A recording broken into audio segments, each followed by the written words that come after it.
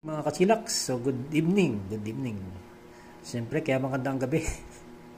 Dumating na yung ating Soundcore R50i with active noise cancelling na TWS. So, ito, ang ganda ng earbuds. Pwede pa siyang gawing phone stand pag nanonood tayo ng video.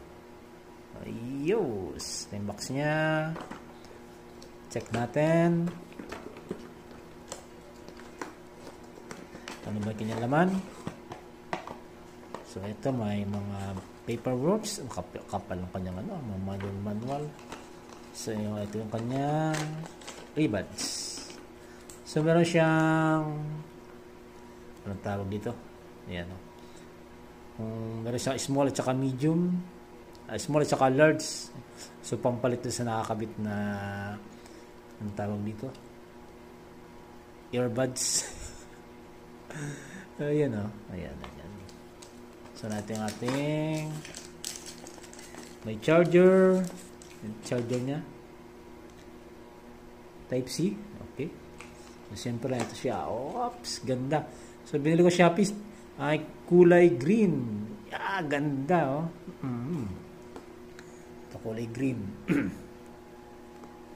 Oops, yes. So dalawa, left and right. Ito yung kanyang charging port. Yun nakailaw siya. Pag inilagay siguro. Pag tinanggal mo siya, okay, yun ganda. So, nabili ko siya 710 sa Shopee, 1010.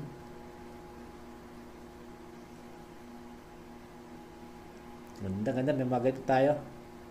Yung kasing gamit kong wired na earphones, nagupit ko na hindi sinasadya. Ayun, wala tayong magamit.